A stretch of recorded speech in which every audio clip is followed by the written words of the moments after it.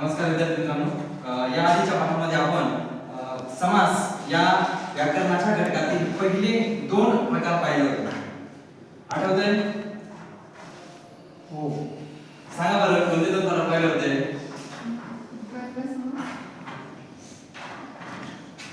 तत्पुरुष समास. तत्पुरुष समास, अजून अव्ययभाव समास. तत्पुरुष समास आणि अव्ययभाव समास हे दोन पहिले प्रकार आपण पाहिले होते. आणि उर्वरित दोन प्रकार म्हणजे द्वंद्व समास आणि बहुव्रीही समास हे आपण आज बघणार आहोत. सगळ्यांनी मोठ्या काळावरती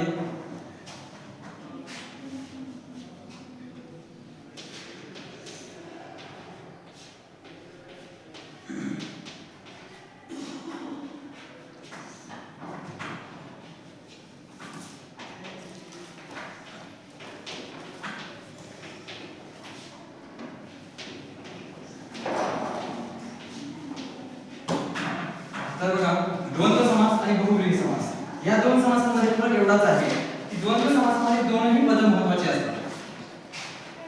या ठिकाणी बघा, दोन्ही पदे महत्त्वाची. दोन्ही पदे महत्त्वाची.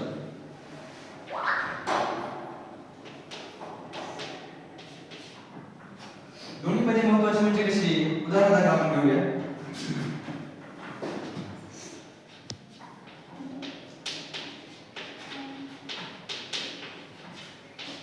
आई वडील हा शब्द आपण घेतला. आता यामध्ये मला सांगा बरं कोणता शब्द महत्त्वाचा आहे?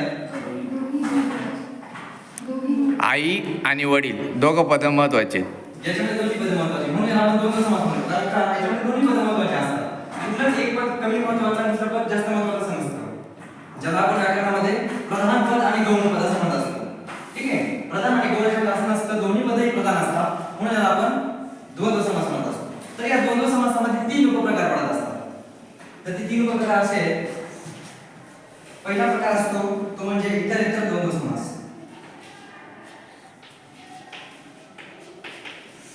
इतर लिहितो फक्त. पहिला प्रकार आहे इतर द्वंद्व. दुसरा प्रकार पडत असतो समाहार द्वंद्व आणि तिसरा प्रकार पडत असतो वैकल्पिक द्वंद्व.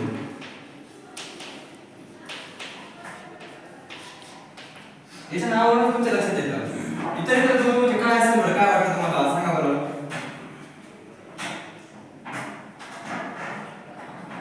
बघा, जे काही शब्द असतात त्याच्यावर लक्षात ठेवायचं. इतर मध्ये आणि व असे शब्द येतात.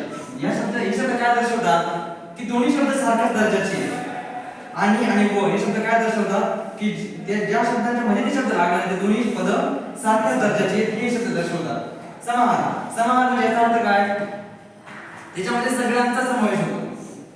उदाहरणार्थ आपण शब्द घेऊ भाजीपाला वगैरे. म्हणजे काय? फक्त भाजीपालाच आहे का? भाजीपालाचं काय असतं का? नाही. तर भाजीपाला काय असेल तो सगळ्या प्रकारचा भाजीपाला त्याच्यामध्ये येतो म्हणून समाहार याला म्हटलं जातं. याच्यामध्ये समावेश होतो सगळ्यांचा. आणि वैकल्पिक मध्ये काय होतं?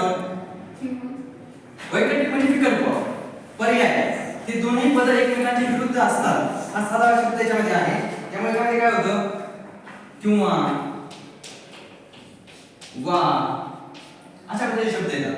बघा, ते उदाहरण घ्यायचं झालं तर आपण असं घेऊया की सत्यासत्य हा शब्द आहे. याचा विग्रह कोण प्रदान करू मला? सत्यासत्य,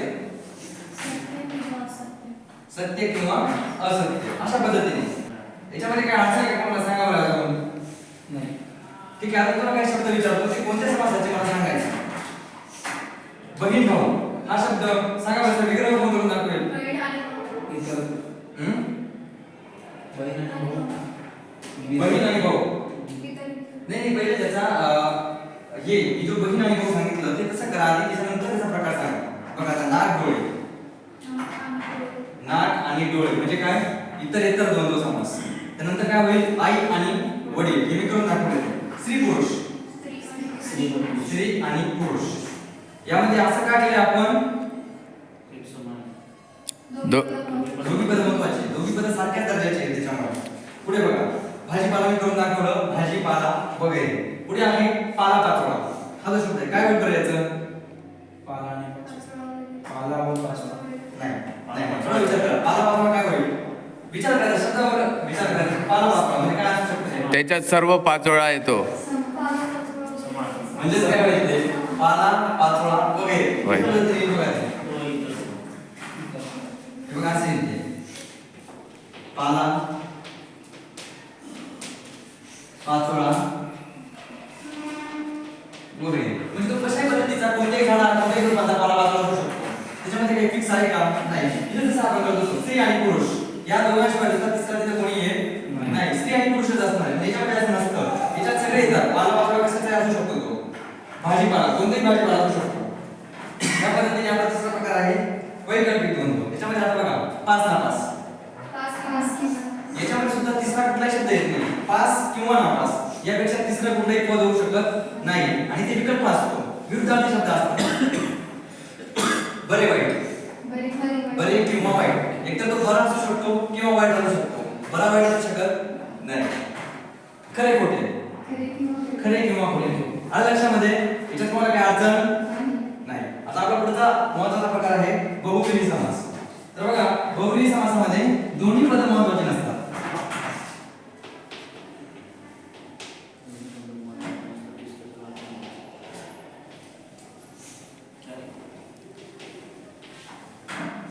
सर दिसत नाही दिसत नाही सर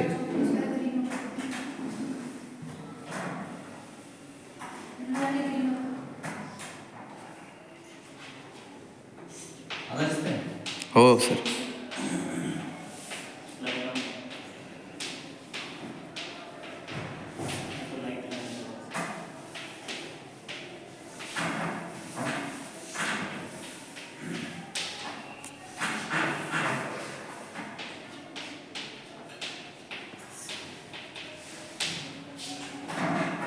बघा फळावर मी लिहिलेले यामध्ये दोन्ही पद महत्त्वाची नसतात तिसरंच पद महत्त्वाचं असतं उदाहरण दाखल आपण घेऊया लंबोदर याचा विग्रह कोण करून दाखवेल बरं लंबोदर या शब्दाचा विग्रह कोण करून दाखवेल लंबोदर विग्रह करायचा प्रयत्न करा बरोबर लंबोदर म्हणजे लंब आहे उदर ज्याचे असा तो लंब आहे उदर ज्याचे असा तो कोण गणपती इथं आहे का ते पद नाही दुसऱ्या विषयी सांगतो आपण किंवा आपण त्या पद्धतीचं उदाहरण घेऊ निळकंठ नाही नाही करा निळकंठ कसा होईल त्याचा विग्रह कसा होईल कारण मी तुम्हाला गोष्ट सांगतो मित्रांनो की शब्दाचा विग्रह तुम्ही कसा करताय याच्यावर समास अवलंबून असतो विग्रह जर चुकला तर समास चुकणार आहे इथं लक्षामध्ये आता एक शब्द घेतो मी पुढे पहिल्यांदा निळकंठ सांगा निळकंठ म्हणजे काय निळा आहे कंठ ज्याचा असा तो निळकंठ म्हणजे कोण शंकर शंकराविषयी आपण बघतोय निळा आहे कंठ ज्याचा असा तो आता बघा या ठिकाणी पण बहुव्रीही समासाचा उपप्रकार पडत असतो निळा आहे कंठ ज्याचा विभक्ती कोणत्या प्रत्यय लागलेला आहे षष्टी चा याला षष्ठी विभक्ती बहुव्रीही समास म्हटलं जातं ज्याप्रमाणे आपण तत्पुरुष समासामध्ये पाहिलं होतं 7 प्रकार पडतात पण ज्याप्रमाणे विभक्ती तत्पुरुष समास असतो तशाच पद्धतीने विभक्ती बहुव्रीही समास देखील असतो लंबोदरचे कसं आहे लंब आहे उदर ज्याचे असा तो चाचीचेच्या हे षष्ठी मध्ये आपण पाहिलेले अशा पद्धतीने जो समास आहे तो असतो विभक्ती बहुव्रीही लिहून घेऊ आपण या ठिकाणी इकडचं पुसून घेऊ आपण जो आपला पहिला प्रकार आहे तो आहे विभक्ती बहुव्रीही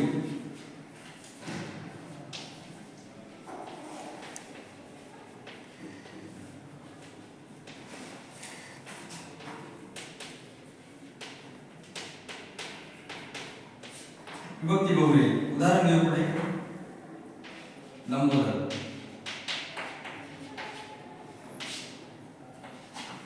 यामध्ये आपला दुसरा प्रकार पडत असतो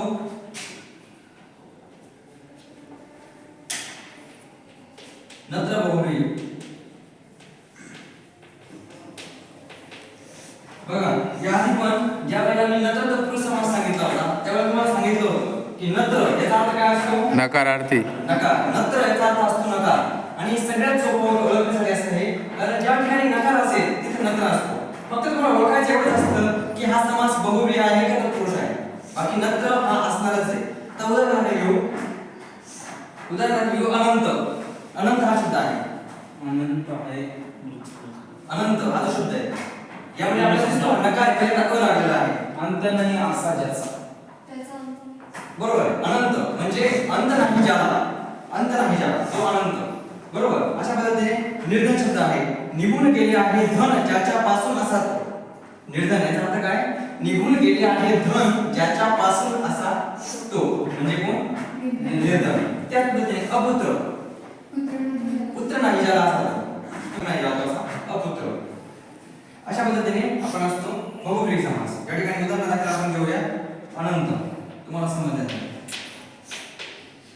त्यानंतर पुढचा प्रकार असतो सहबहुव्रीही.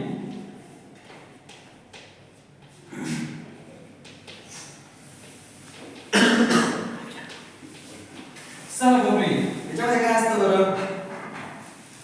या प्रकारामध्ये काय असतं तुम्हाला काय वाटतं. सोपी गोष्ट आहे. सर्व समान या समासामध्ये ज्या पदाला ज्या शब्दाला सह हा उपसर्ग लागतो त्याला सहबहुव्रीही म्हटलं जातं. इथं लक्षामध्ये उदाहरणार्थ सहकुटुंब. याचा विग्रह कसा करणार विग्रह करून दाखवा बरं मला. सहकुटुंब याचा विग्रह कसा करणार सगळे कुटुंब सगळ्यांसोबत म्हणजे किंवा काय म्हणतात त्याला सहकुटुंब. जसं आपण केलं ना निर्धन निघून गेले आहे धन त्याच्यापासून असा तसं सहकुटुंब कुटुंबासहित आहेच बरोबर. सहकुटुंब म्हणजे सर्व फॅमिली एकत्र कुटुंबासहित हे वाक्य बरोबर आहे.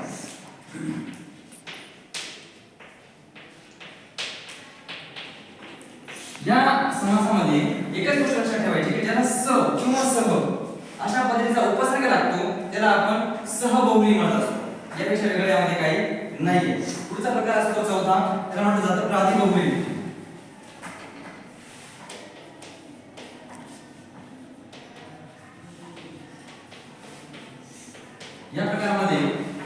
या प्रकारामध्ये सुद्धा सेम असतं. इथे सुद्धा उपसर्गच लागत असतो. सु प्र अशा पद्धतीचे वगैरे असे प्रत्येक उपसर्ग लागत असतात. त्याला आपण प्रातिबहुव्रीही म्हणतो अर्थात सुपुत्र.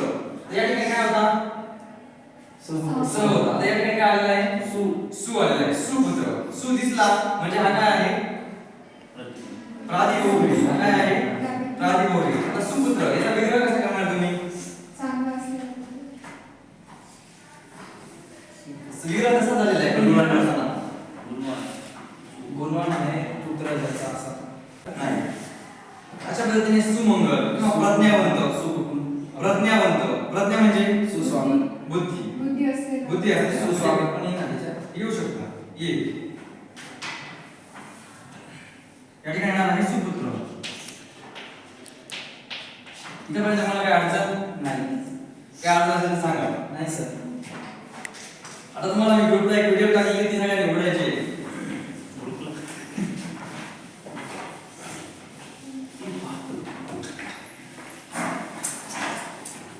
तुम्हाला मी शिकवलेलं आहे त्याचा काही प्रश्न विचारतो. त्यामध्ये पहिला शब्द काय लगेच उघडा. फोटो टाकलेला आहे नाही ते झालेलं आहे आपलं सगळं. खाली चौकट मध्ये चौकट दिसली का सगळ्यांना बघा लवकर काय दिसली की चौकट शब्द सांगा मला मी ते लिहून देतो. सांगा शब्द काय पहिला शब्द आहे चहा पाणी. म्हणजे काय होईल सांगा बरं सांग. हेच होईल का काय वेगळं होऊ शकतं. चहा व पाणी चहा किंवा पाण्याचं होणार का चहा आणि पाण्याचं होणार का तर काय होणार आहे कारण आपण जेव्हा चहा पाणी म्हणतो तेव्हा चहा किंवा पाणी प्यायचं नाही. चहा पाणी प्यायचं हा एक संबोध आहे म्हणजे तुम्हाला खायचं काय किंवा काहीतरी अशा पद्धतीचं आहे. ते दोनच पद्धतीमध्ये नाही बरोबर. आपल्या ठिकाणी फक्त दोन समास आहे एवढंच बघायचं काय हा दोन समास. पुढचा प्रकार सांगा पुढचा शब्द सांगा बघा. आता एक गोष्ट या ठिकाणी पहिल्यांदा सांगतो की हा जो चक्का तुम्हाला खाली दिलेला आहे हा तुमचा समास घटक पूर्ण झालेला आहे त्यामुळे दिलेला आहे. त्यामुळे यावर प्रश्न हे चारही याच्यावर असतात म्हणजे कोणते अव्ययभाव तत्पुरुष द्वंद्व आणि बहुव्रीही. सांगा क्षणोक्षणी याचा विग्रह पहिल्यांदा करा कारण या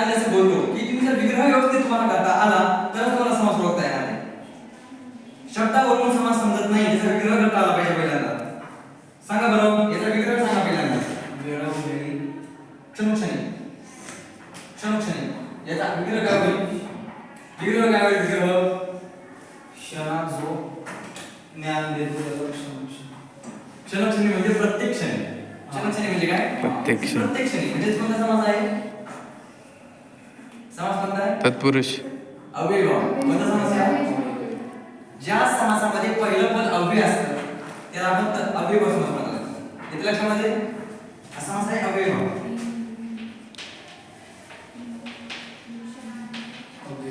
पुढे सांगा तिसरा शब्द कोणता आहे?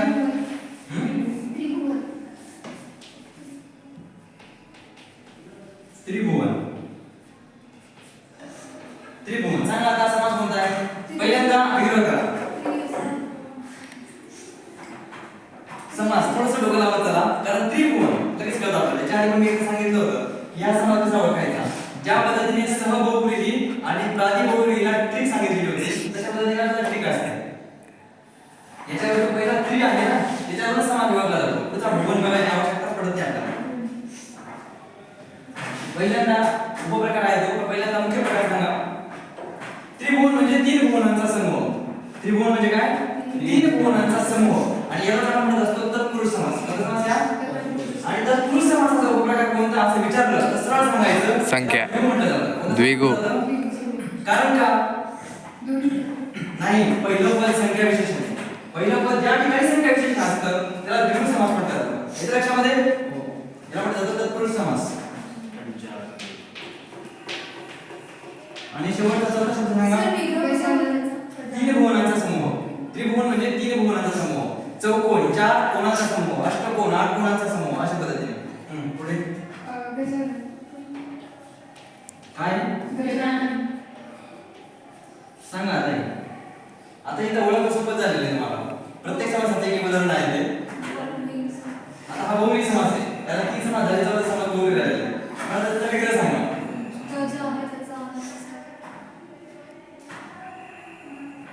गजाचे आणि आनंद ज्याचे असा तो म्हणजे कोण? गजानन.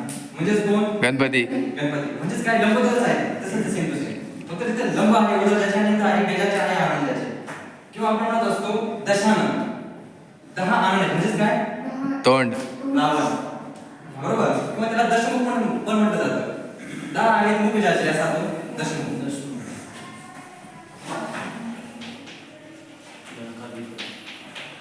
बहुव्रीही. ठीक आहे. आता एक शेवटचं उदाहरण देतो त्याच्याने सांगून दाखवायचं आहे मला. एक आहे चौकोन. हे शेवटचं आहे.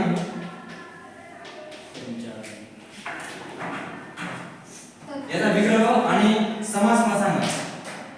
आजच्या तासिकेचा शेवटचा शब्द आहे. याचा विग्रह सांगायचा. बघा मी हा शब्द का घेतला माहिती आहे का? कारण याचा विग्रह बदलला तर समास बदलतो. हा शब्द असा आहे ना, याचा विग्रह जर तुम्ही बदलला तर समास बदलतो. म्हणून मी हा शब्द घेतलेला आहे. तर याचे दोन समास होतात. तर पहिला समास काय आहे? द्विगु. जसं मी सांगितलं चौकोन, चार कोणाचा समूह. अजून एक याचा समास होतो. याचा बहुव्रीही समास पण होतो. चार कोण आहेत ज्याला असा तो चौकोन. हा पण असा समास होतो याचा.